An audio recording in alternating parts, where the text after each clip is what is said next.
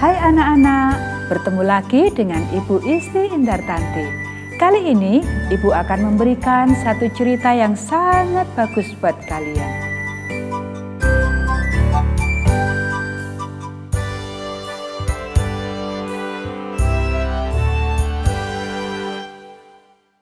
Untukku. Ayat hafalan Yohanes pasal 3 ayat 16. Karena begitu besar kasih Allah akan dunia ini, sehingga Ia telah mengaruniakan anaknya yang tunggal, supaya setiap orang yang percaya kepadanya tidak binasa, melainkan beroleh hidup yang kekal. Pekabaran pelajaran ini, aku ingin Yesus menjadi juru selamat pribadiku.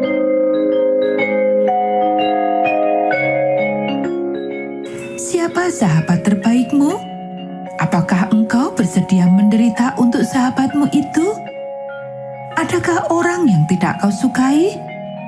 Apakah kau dapat melakukan apa saja untuk membantunya jika ia mendapat masalah? Saya mengenal seseorang yang akan berkata ya untuk kedua pertanyaan itu. Ia menderita dan mati untuk menyelamatkan semua orang. Mari kita dengar ceritanya. Aku telah memeriksa orang ini dan dia tidak bersalah. Pilatus berkata, aku akan mencambuknya, tetapi kemudian aku akan melepaskannya. Suara gemuruh terdengar dari antara orang banyak. Bunuh dia, bunuh dia, bebaskan Barnabas untuk kami. Orang banyak berteriak-teriak dengan keras dan semakin keras. Sudah menjadi kebiasaan waktu itu melepaskan seorang tahanan selama musim Paskah. Orang banyak masih menuntut penjahat besar dibebaskan, dan Yesus yang tidak bersalah dihukum mati. Pilatus adalah penguasa, tetapi ia takut kepada orang banyak. Dan akhirnya ia membiarkan keinginan mereka. Pilatus mengetahui bahwa Yesus tidak bersalah, tidak melakukan kejahatan apapun. Tetapi ia menyerahkan dia kepada orang banyak. Dan ia membiarkan Barnabas keluar dari penjara. Beribu-ribu orang banyak berbaris di kedua sisi, sementara Yesus berjuang menyusuri jalan. Ia terhuyung-huyung dengan berat beban salibnya.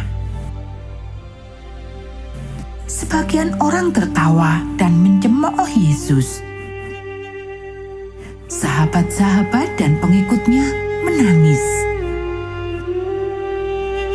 Akhirnya Yesus terjatuh.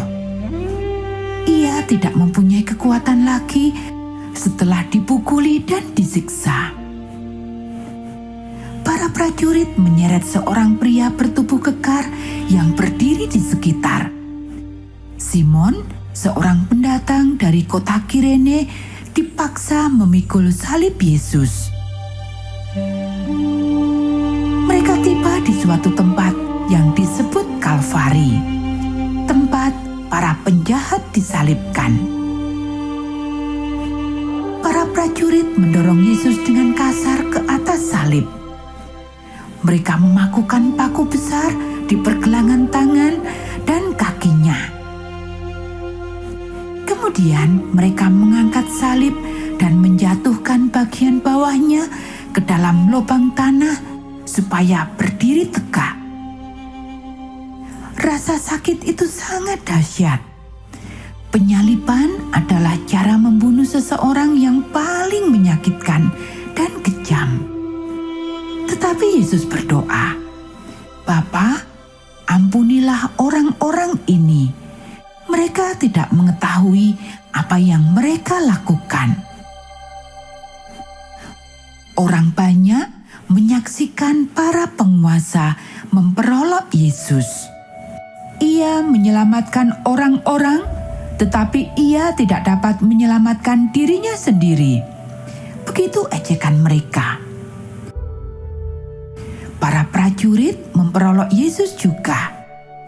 Mereka membuat sebuah tanda dan memakukannya di atas kepalanya. Inilah Raja orang Yahudi, begitu bunyinya.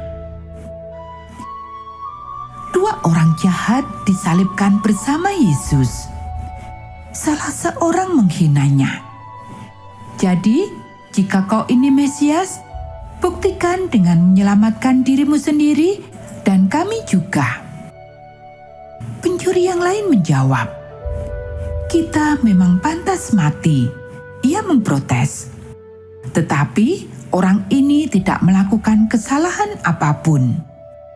Ia berbalik pada Yesus dan berkata, "Ingatlah aku jika engkau tiba dalam kerajaan-Mu." Dan Yesus berjanji akan mengingatnya. Pada sore hari, sinar matahari menghilang. Kegelapan menyelimuti sampai jam 3 tepat ketika Yesus berseru, "Bapa, aku menyerahkan rohku ke dalam tangan-Mu." Dan ia pun mati. Bumi bergoncang.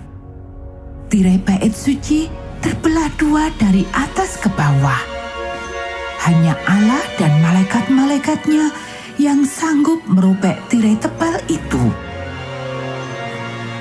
Tetapi bukanlah rasa sakit yang luar biasa itu yang membunuh Yesus. Berat beban dosa seluruh dunia yang ditanggungkan atas Yesus. Setiap dosa yang telah dilakukan dan akan dilakukan, Yesus mati oleh hati yang hancur. Dosa kitalah yang telah membunuhnya.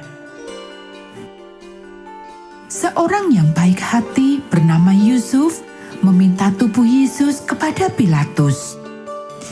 Yusuf menaruh tubuh Yesus di sebuah kuburan baru yang telah didirikan dari batu. Kuburan yang baru dibangun Yusuf untuk dirinya sendiri. Sebuah batu besar digulingkan untuk menutup kuburan. Saat itu Jumat malam. Akhirnya segala sesuatu sunyi senyap. Nah anak-anak, demikianlah cerita Alkitab kita